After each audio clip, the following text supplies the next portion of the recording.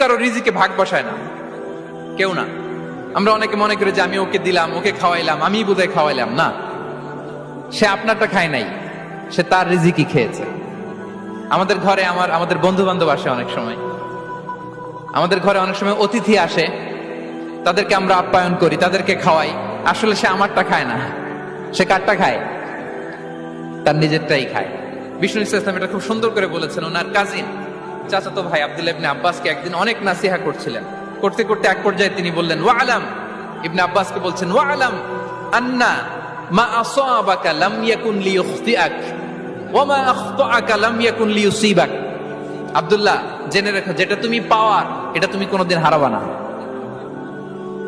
যেটা তোমার হওয়ার কথা ছিল ওটা তুমি কোনোদিন মিস করবা না। আর যেটা তুমি পাওয়ার কথা না, গোটা বিশ্বের সব শক্তিকে হাতের মুঠোয় আনলেও সেটার দেখা তুমি পাবে না, পাবে না।